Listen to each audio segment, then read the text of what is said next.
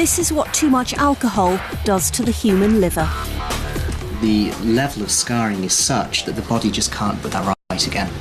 Liver disease is the fastest growing illness in Britain. Are you its next victim?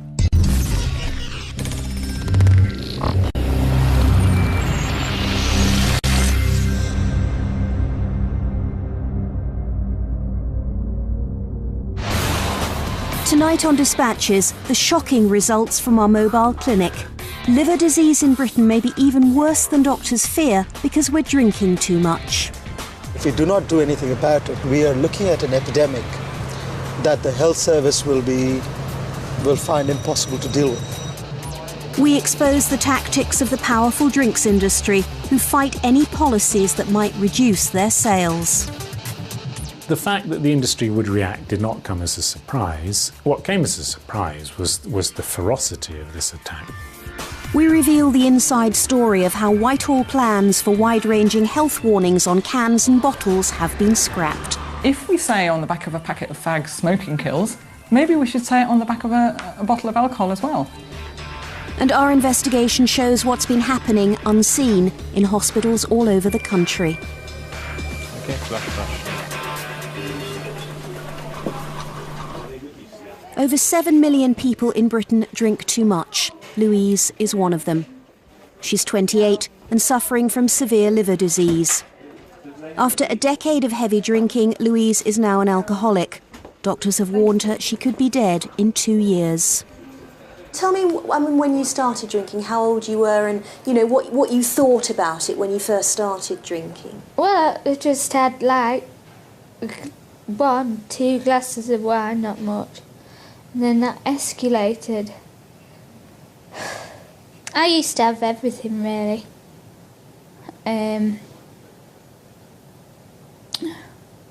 Good job.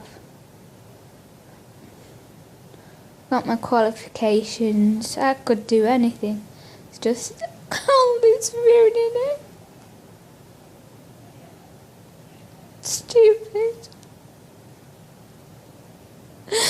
Oh, God. Hospital admissions for alcoholic liver disease have doubled in the last 10 years. And for the first time, large numbers of younger people are being affected. The numbers are increasing and we're seeing more and more people. Our average age is coming down dramatically. It was once 60s, it's now an average age of about 40. We're seeing a lot of deaths. Our youngest death on the unit is 22. So these people are just drinking, thinking they're having a good time, not doing any harm, and one day wake up with conditions just like Louise. Alcoholic liver disease doesn't just affect alcoholics. Anyone who's drinking heavily is at risk. The government is trying to find ways of getting that message across to millions of people who don't consider they've got a problem. So starting in London, Dispatches is finding out how aware people are of liver damage.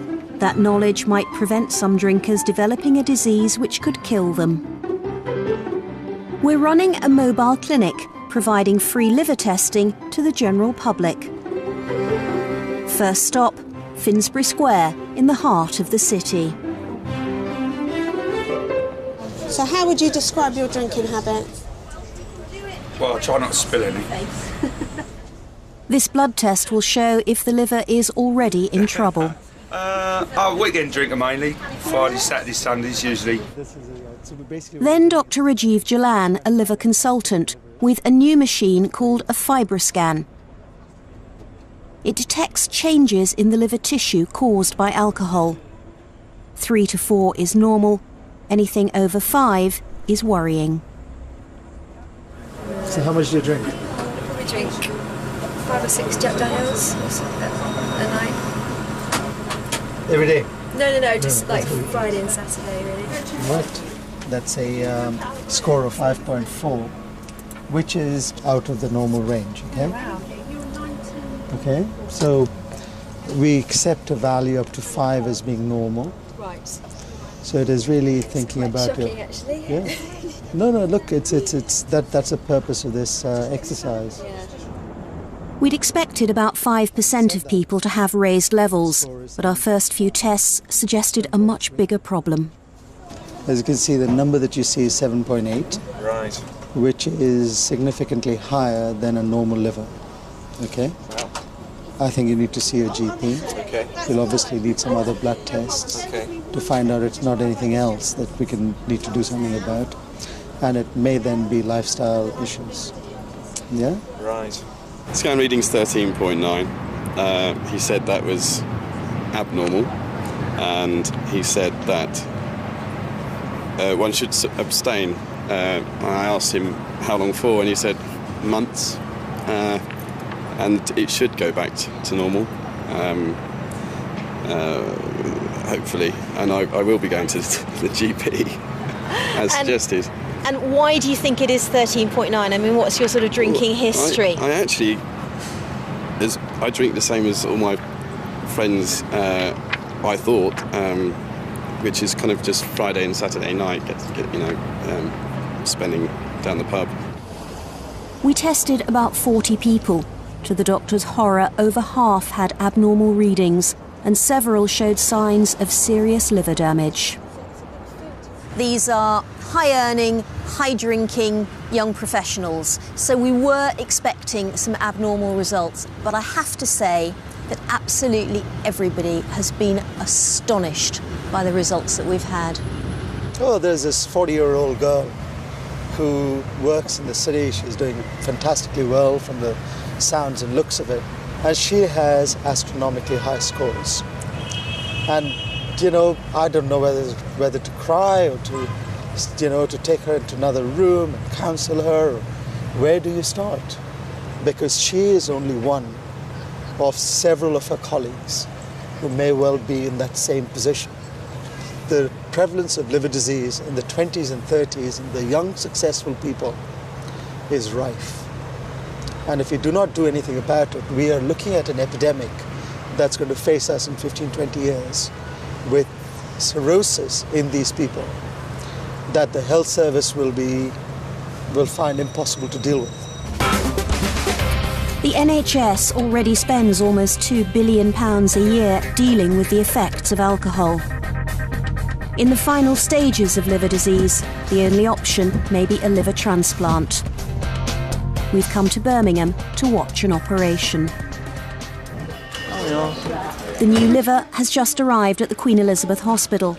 It's exactly 12 hours since the team heard an organ was available more than 100 miles away. The donor died from head injuries. The patient, Muriel, didn't know she was seriously ill until a few months ago. Liver disease builds up silently. But without this transplant, she'd be dead in a year. A 68-year-old lady who used to drink quite a lot. More socially, I think she sort of lived around the world, and unfortunately over the last few months she has deteriorated both in terms of her liver function as well as having developed a cancer in her scarred diseased liver. In the early stages of the disease, the liver can repair itself. Muriel stopped drinking 5 years ago, but that was already too late.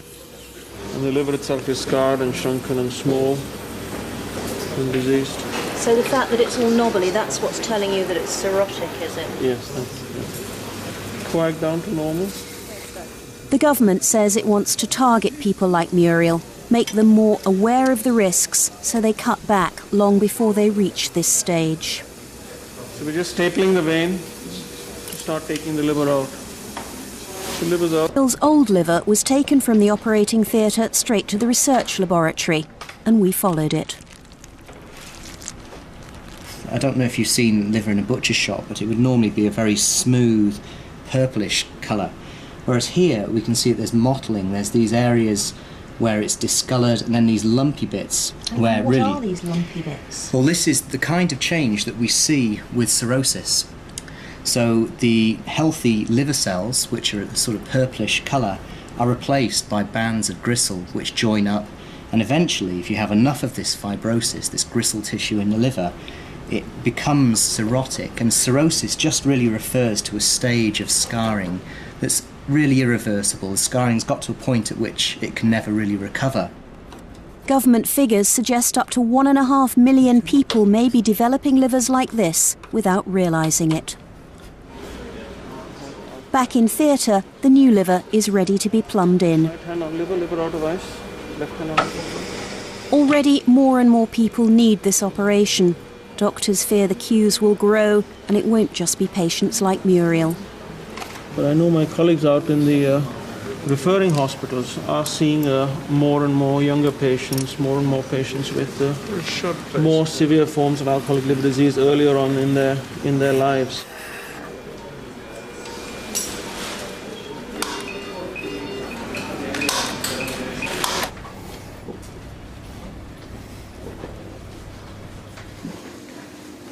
Nine days later, we heard Muriel was well enough to talk to us.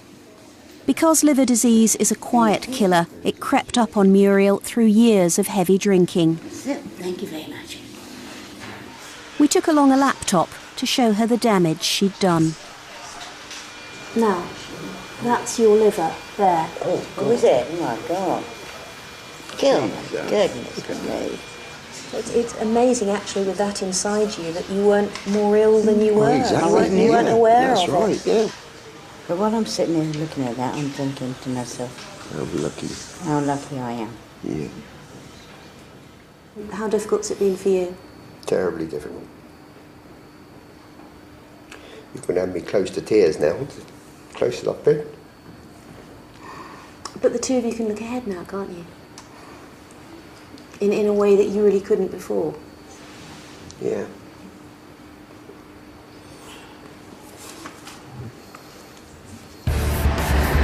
In part 2, the government wants an inquiry into whether cheap booze is fueling the health crisis. We show how the drinks industry and the retailers are fighting that message.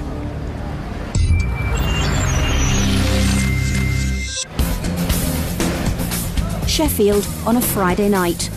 For years, Britain's alcohol policy has focused on law and order issues out on the streets. Doctors say health problems like liver disease haven't been given enough priority. 2 weeks ago, the government said more needs to be done to encourage people to drink sensibly and make them aware of the risks if they don't.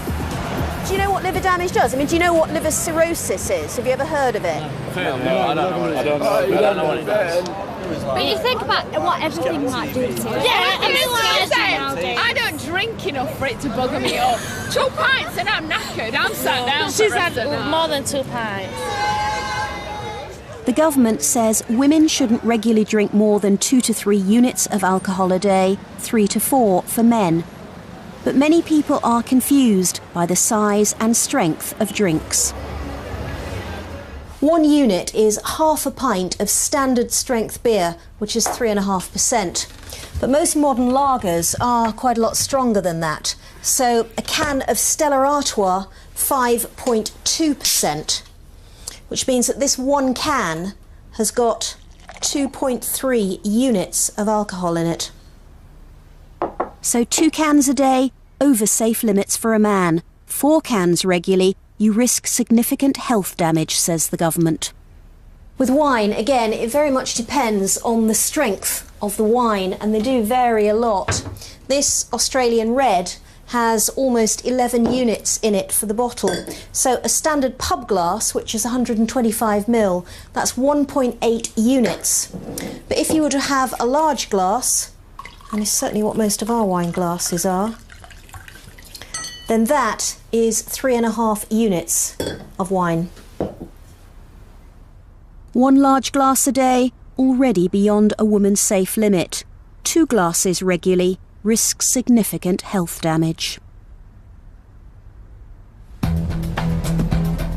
Millions of people drink that and more every night and think it's safe. In a London hospital, we met someone who's discovered that it's not. Once the skin's all nicely numbed, frozen, we'll punch it away with a needle. Paul is having tests to see if he's suitable for a liver transplant. Without one, he'll die. The odds of survival are minimal, but if I have the operation then and it's successful, then it's looking good for the future, so I'm very positive about it. If the pressures in the right side of the heart and the pulmonary circulation, that's the blood flow to the lungs, is too high, then we can't go ahead with transplantation. Okay, so we're just going to insert this catheter into the sheath. Everyone copes with alcohol differently. Doctors discovered Paul has a common genetic condition which he knew nothing about, which made him more susceptible. Paul has clearly got what we call end-stage liver disease. Once you start to accumulate fluid in the abdomen, in the belly, as Paul has, we know that 50%, half of those people, will be dead 2 years later. We can see that the catheters come all the way down and it's round and it's sitting in the pulmonary artery going off towards there. So I'll take a picture of that.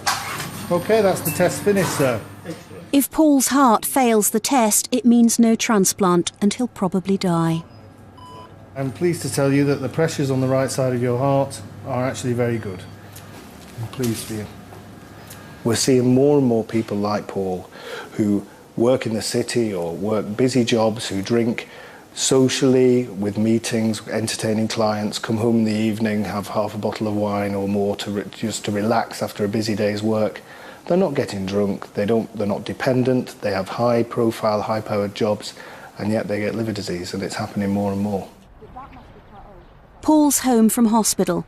He was a successful accountant. He's almost unrecognisable from 3 years ago when he celebrated his 50th birthday. It was a stunning time, wasn't it? It was good. They both worked and always opened a bottle of wine when they got home and finished it between them. Very rarely did either of us get seeming drunk. It was just, you know... We didn't. No, well, sometimes I did. Oh, maybe you did. But you never... It was never that sort of really excessive stuff. And yes, we were breaching the 14/21 units of alcohol, but so everybody else does. You always know at the back of your mind that you're drinking too much, but you think, well, doctors are very conservative, so if they say it's 28 units, then you can probably push it to 32 or something.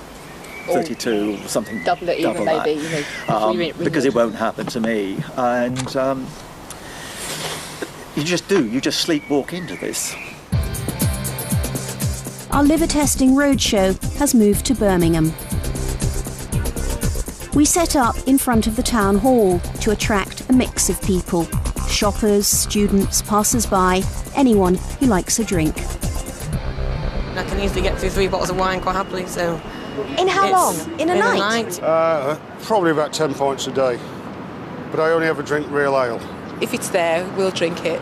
It's as simple as that. Do you know how many units you're supposed to drink in a week? That's proper line. That's messed up. It's 12:05. We're doing the first test of the day. We've only been open for business 5 minutes, but we are already booked out completely right through till 6 o'clock. And that's because in the hour that it's taken us to set up, so many people have come past and said they wanted the test that we've booked appointments right the way through the afternoon. So that's it. The rest of the day now, we're just going to have to turn people away. If I can get you to slip your cardigan... Dr. Andy Holt from the Queen Elizabeth Hospital is working the scanner, which picks up any damage to liver tissue caused by alcohol. OK, well done. Well, it's higher than we would expect. You're lovely and thin, you're young, and I would normally expect your reading to be somewhere between 3.5 and 4, OK? And you can see on here that it's 7. 7.1. What did you say about that? It's too high, so I've got to go and see my GP and stop drinking. All my friends, you know, I don't drink more than my friends, so... You don't? No. They're all drinking at the same levels as you? Absolutely, so I shall show this to them. When people are young, their liver can take a huge amount of punishment and still recover. But many of those we saw were pushing their luck. 4.1. What did he say about that? He said I'm the wrong end of average, so as long as I keep an eye on how much I'm consuming, we should be all right. I'd drink a good 6 days out of 7. On a quiet night, about 4 pints. On a big night, well, it's wine. I've got a worryingly large tolerance to wine. I can easily get through 3 bottles of wine quite happily, so... In how long? In a night? In a night, yeah. You're it's kidding. quite... Well, on my birthday, I drank a box of wine, it was 4 bottles. Oh. And I get a horrendous memory and I don't know, I can seem perfectly fine and walk and talk, but really have no idea what's going on, so that's why I thought it would probably best get checked out. What came across so clearly was how many people drink at home almost every night. They buy their wine from the supermarkets. It's cheap, so they can afford to drink more. The reading was showing the 4.9 on the scan, and the doctor explained that that was a degree of stiffness you would have expected a little bit lower than that from the results that I had from here. So it's perhaps nothing to be too disturbed about, but I think I'll watch what I'm drinking. You're mainly drinking at home, are you? Yes, I would. I mean, we do go out with friends and then occasionally lunchtime, but if I'm going to drink it, it'll be in the evening, and it'll be a couple of glasses in the evening and perhaps 3 on a Saturday. Do you think you are buying more and therefore drinking more because it's cheaper? Yes. Definitely? Yes. Consumption is up. It's certainly up in my household, and I know it's up in the households of many of my friends. And is consumption up because of price? Is there a direct link for you? I think so. 3 bottles of Blossom Hill wine for £10 is a very good bargain at the end of the day. You can't buy a bottle of wine in a restaurant for £10, a good bottle of wine. Whenever you do your shopping, I'd automatically put in a bottle of wine in the trolley. And are you attracted by all the discounts there are? Do you think you're buying any more? Yeah, I probably down different brands. So. Yeah. No, I think the discounts do have an attraction, don't they? Like 3 bottles for £10 or whatever, you know. So do you think it makes you buy more and drink more than you would otherwise? Because if it's in the house, then you're more likely to open it if you've over purchased. Yeah. This week's bargain. Yeah. £4.95 for 8. So. What do you think of that as a price? I think that's a right good bargain myself. We wanna have some fun. We wanna have some As in London, just over 50% of people here had abnormal results, 10 times what doctors expected. So the government may have badly underestimated the health crisis ahead. I think it's too freely available. I think it's available to those who shouldn't be drinking, and I think its cheapness these days means that it's actually available in quantities that previously people just couldn't afford to drink, which is leading to some of the problems we're seeing. The supermarkets sell about half the wine we drink and 20% of the beer. The Competition Commission recently accused the big chains of selling some brands for less than they actually cost. The supermarkets don't admit that, but they certainly have some good deals. We decided to see how drunk you could get for £20. First, Asda. Right, I have bought 6 bottles of red wine on special offer, any 6 for £20. Each bottle, it tells you on the back, has got 10.8 units of alcohol. So if you get through this lot in less than 3 weeks, you're exceeding your maximum recommended allowance. So £20 worth of alcohol from Sainsbury's is more than I can actually carry, because they've got a special offer. You get 2 of these boxes for 20 quid. That's 40 bottles. That works out at 50p a bottle of Stella Artois. Finally, Tesco's, and no question about which products they're promoting. 3 bottles of Tesco Value Vodka, £6.23 a bottle, and each bottle has got about 25 units of alcohol in, so 75 units for your 20 quid, and that represents, for a man, 3 weeks' worth of drinking at the maximum recommended level. Supermarket prices are making the pub trade furious. This is the annual trade show for pub owners and managers. We want one of these in the glass every single time. But it's the youngsters, really, isn't it? That's what it's aimed at. Perhaps the biggest change in our drinking habits is how much more we consume at home rather than in the pub. But landlords, like Nick Griffin, feel they still take all the flack over irresponsible drinking. Publicans feel that under threat because they're having to take all the responsibility. The supermarkets are believing that their responsibility ends after the sale. Nick runs a chain of more than a dozen pubs. He explained why he can't compete with rock-bottom supermarket prices, starting with beer. I think the product that everybody will know is a bottle of Budweiser. The Tesco's price per litre for Budweiser is £1.83. That's what you can go and buy it for. That's your VAT, duty, everything done, all done. The cost for me, the cost price for me is £3.34 per litre. So before you add on any of your normal markup for running costs, staff costs or whatever, you're already paying 2/3 more than the supermarkets are selling it for. So that's beer. What about spirits, so vodka? That's 25 ml of vodka. That in Tesco's is 22p, and I would sell that for £1.80. So that's about almost 9 times what it is in Tesco. Yep. We have stopped happy hours, we've stopped 2 for 3 promotions, we've stopped anything that will encourage people much of vending into, because we know that we have to be responsible retailers of alcohol. So when you walk past the supermarkets and you see them advertising, 2 for the price of 1, 3 for the price of 2, half price, what do you feel? I feel I wish they had to abide by the same laws that we had to. Down the road is the Wine Trade's annual fair, and they're very happy with supermarket prices. We're drinking 50% more wine than a decade ago, although last year consumption didn't go up. A lot of the supermarkets got it on special offer, 6 bottles for £20. Yeah. Fantastic. It's rock bottom prices though, isn't it? The government suspects these kind of discounts are making us drink more, but the trade absolutely deny that. There are special offers at the end of every aisle. It's piled up by the checkout. Bulk buy discounts. Isn't that all encouraging people to drink more? No, I would disagree with that. I would say that it's a very competitive marketplace, the retail marketplace. People are competing to show their brands to the consumers. I think the retailers are offering good value to their customers, and it's what the customers are looking for.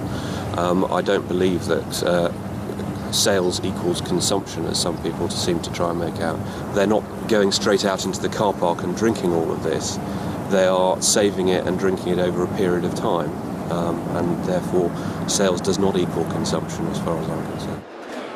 But senior doctors point out that alcohol costs half what it did in the 70s, and we're drinking 50% more than we did then. I'm very unconvinced by the idea that bulk offers actually don't cause people to buy and drink more. If people would buy and drink just the same amount when it was more expensive, why would the supermarkets discount it? People are driven by the price. They are prone to pick up a bottle of wine that they may not have done when they go in for their coffee and tea. It depends whether you consider alcohol to be an ordinary commodity. Putting up the price would probably deter young drinkers most of all, which is exactly what the government wants. Most people here in Sheffield started the night's drinking at home. It's called preloading.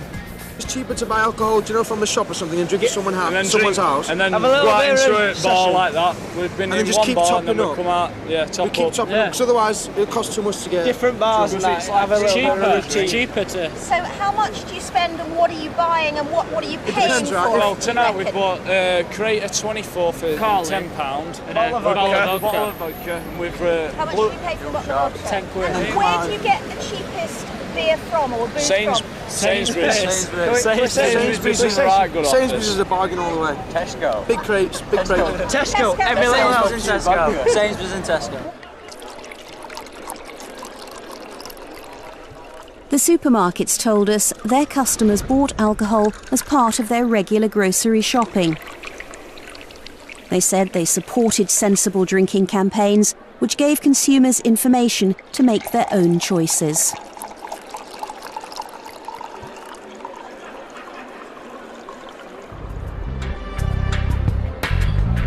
This is Brussels. Getting drunk is a European-wide problem. So last year, the European Commission published a huge report which concluded that cheap alcohol was a key factor. And yet the British government has just announced it will repeat the exercise next year to look at prices, discounts and advertising, all of which were covered in the European report. That report also shows how hard the industry fights any attempts to restrict the amount they sell. At the centre of the storm, the British doctor who wrote the report for the European Commission. Peter Anderson is internationally known as an expert on public health. The fact that the industry would react did not come as a surprise. What came as a surprise was the ferocity of this attack. There's a mass of scientific evidence on the harm alcohol can do and how to reduce it. Peter Anderson evaluated it all and published his findings last summer. The effective policies are those that make alcohol less easily available. That is, the price of alcohol, you need to put the price up. The availability of alcohol, don't make alcohol available all the time, everywhere. and the advertising and marketing of alcohol that you have to limit it, if not ban it completely. All the policies the industry reject. They're aimed at reducing overall consumption rather than targeting just problem drinkers. This is the headquarters of the Brewers of Europe, and it's within easy lobbying distance of the European Parliament building, which is just a couple of hundred yards away at the end of the road.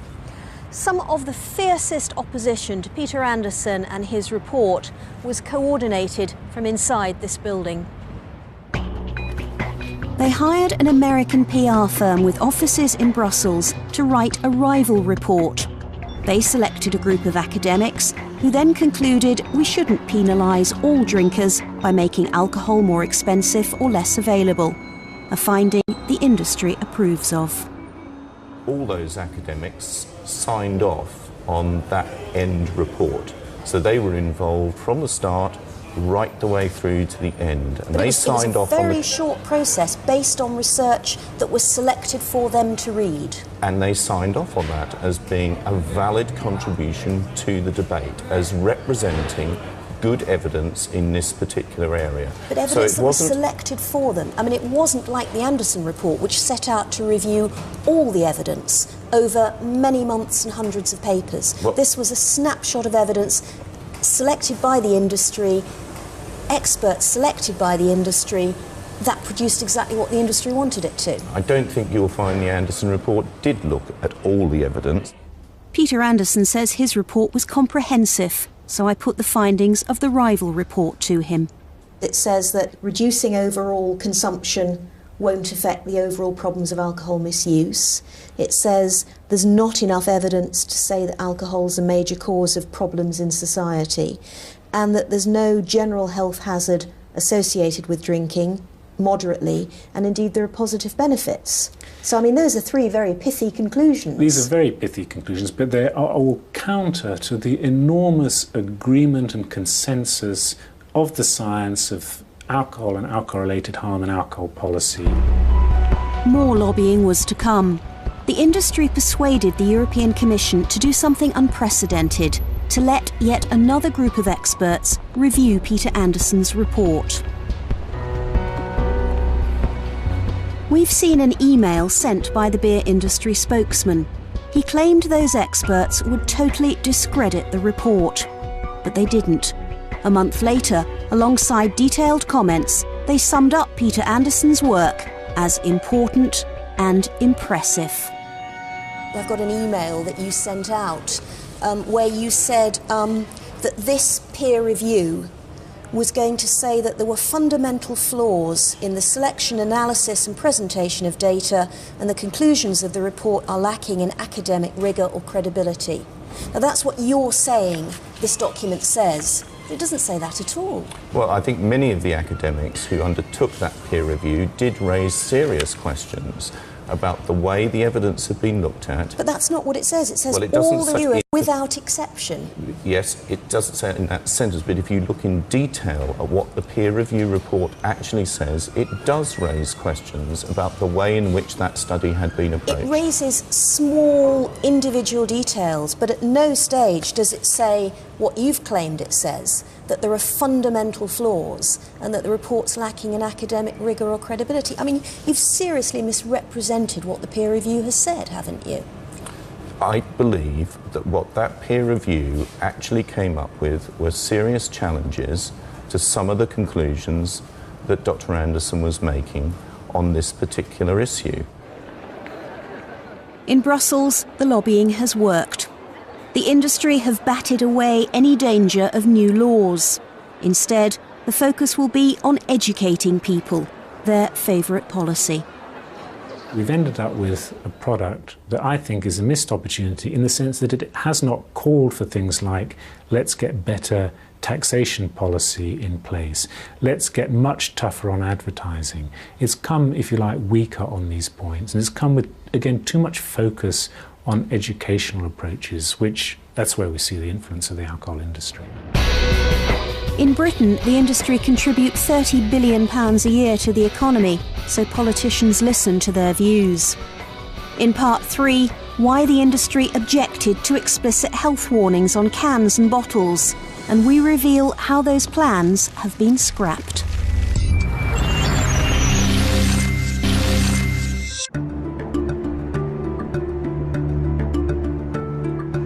Doctors fear Britain is facing an epidemic of alcoholic liver disease.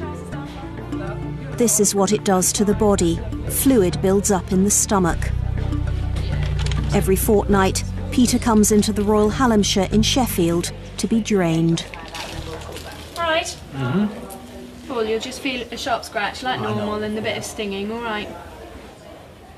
Up to 11 litres will be drained from his stomach over several hours. Peter's not an alcoholic or a home wine drinker.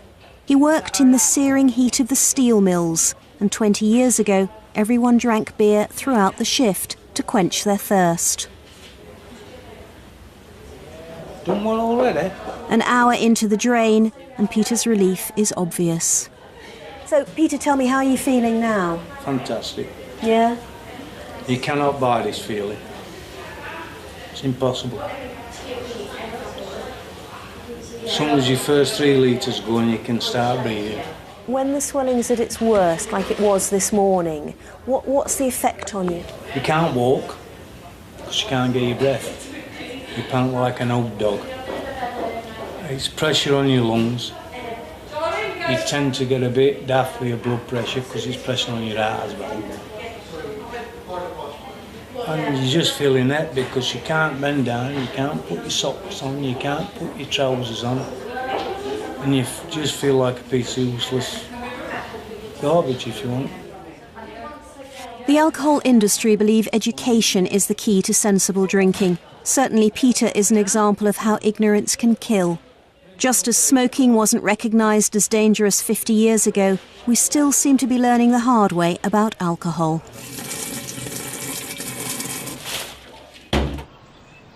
The day after a drain, Peter's well enough for a gentle walk. At one time he used to run 14 miles every night along this same path. He feels that today's drinkers are just as much a victim of ignorance as he was. They still don't realise the risks they're taking. I'd say take them up to liver unit and let them have a look at state of people that they're in. People is pure yellow. There's got no left. Let them have a look, see what they're doing to themselves. But let them come and watch me struggle up and downstairs, whistling away to note. Let them see it. I can see it daily. Let them have a look. Not only me, anybody. Anybody with a liver problem. The industry say people can make their own decision about how much they drink. It's about giving them the right information. And yet they've just objected to plans to do exactly that. The Department of Health has been holding meetings for 18 months about what sort of health warnings might go on all bottles and cans. One of the groups consulted was the British Liver Trust. So you sent them, what, 11 quite strong, pithy messages? Quite. Take me through some of those. We've said avoid alcohol if you're pregnant, avoid alcohol if you wish to conceive, for instance. But then also, alcohol abuse can destroy families, alcohol can spoil your complexion, alcoholic cirrhosis can kill the under 30s, alcohol kills. You know, if we say on the back of a packet of fags, smoking kills, maybe we should say it on the back of a bottle of alcohol as well. But the only people on the committee that took the final decision were the industry and civil servants. The government says that's because labelling is a voluntary agreement with the industry.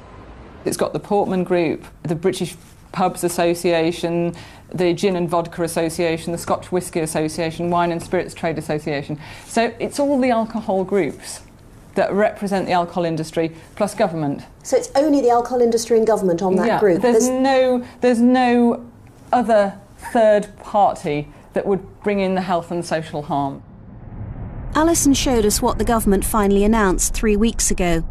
The Department of Health said consumer testing showed people responded to unit information but not health warnings. So a pregnancy message is the only one that will be included. And the industry haven't even agreed to that. What worries me is that for most of the population they are now going to think OK, that's not related to me. I'm not a woman, I'm not trying to conceive, I'm not having a baby. So the message is diluted, and I'm concerned as to why we've gone for the pregnancy message. Where was the decision made that the pregnancy message was the one that would go on and the others were left behind? We put in a Freedom of Information request for the committee minutes, but it was refused. The government can block the release of any discussion about how policy is decided. The wine trade had a representative on that committee. There was a sensible drinking working group, which your organisation was part of. Indeed, yes. And I know that there were lots of discussions about possible other labelling messages. Can I ask you why, you booted them out? I mean, for instance, too much alcohol can raise your blood pressure. What's the problem with that? Well, I don't think we booted them out at all. I think that this was agreed with government, that you can't include all this information on the back label of a bottle. What I'm clear on is actually one of the things the consumer wants to know about is what's this wine like, what's this spirit product like, what should I drink this wine with? And that's one of the bits of information the consumer wants. But they may also want to know what it could do to them health-wise. Tell me your objections to some of the others that were up for discussion. So, too much alcohol can raise your blood pressure. How much is too much alcohol? OK. What does that mean? Long-term heavy use of alcohol can cause heart failure. Again, what does that mean?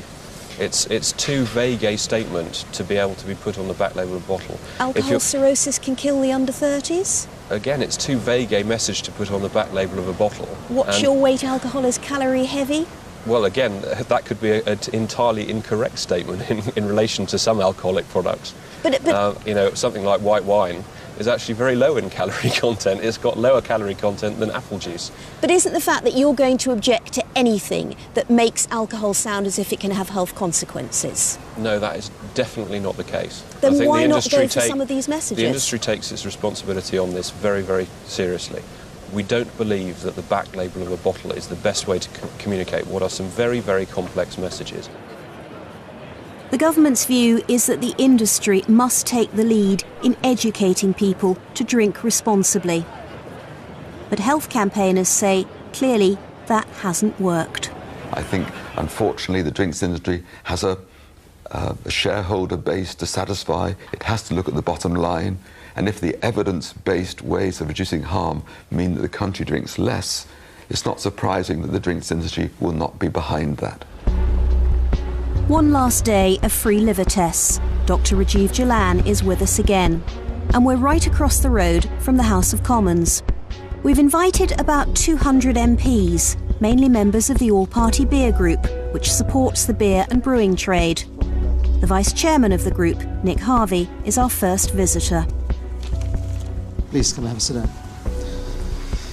Look, I think your liver is in good health. Well, I'm pleased to hear it. It's been given enough provocation. I'll just give that. Then Julie Kirkbride, who, like Nick Harvey, admits that most evenings she drinks up to half a bottle of wine. Okay. Okay, that looks pretty good. We'll stop there. Okay? I can't tell you how relieved I am. I don't go binge drinking, let me just make it clear here. But I am a bit naughtier than all those guidelines suggest I ought to be. Yes. Then Peter Bottomley MP. If the government is determined to tackle harmful drinking, then it must reach not only those who binge, but also the middle class, half a bottle of wine, stay-at-home drinkers, like many MPs. Well, the thing is that your liver tests are actually very good. We waited for the next MP, but clearly supporters of the beer industry don't make liver health a top personal priority.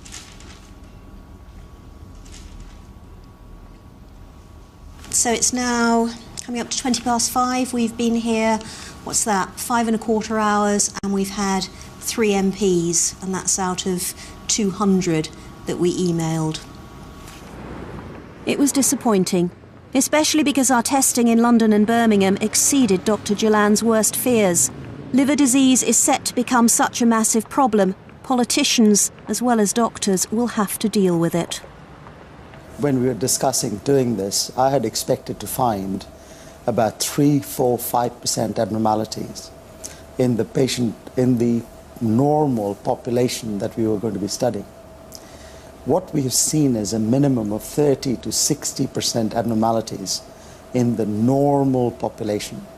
And it just tells us the epidemic that awaits us in terms of liver disease if we don't do something about it right now. So what would you like to see done? Is there a way of taking our snapshot and making it into something more systematic and nationwide in some way? I think that is exactly something that we need. We need liver awareness, much in the same way that we have cardiovascular awareness, we have cholesterol awareness, we have obesity awareness, we have smoking awareness. Uncomfortable for you. More people might be aware if they witnessed the true horror of alcoholic liver disease. Blood vessels in the throat can swell and burst. Swallow down, my friend. Sufferers can vomit several pints of blood and die. To stop that happening here, they're clamping off the vessels. High-tech medicine for a totally preventable problem costing the NHS nearly £2 billion a year. And that's the price of alcohol we can't afford. A major documentary explores the devastating impact of economic change on the countryside. The Lie of the Land on More 4 at 10. And next here on Channel 4, Cutting Edge visits an extraordinary place of learning, the Dangerous School for Boys.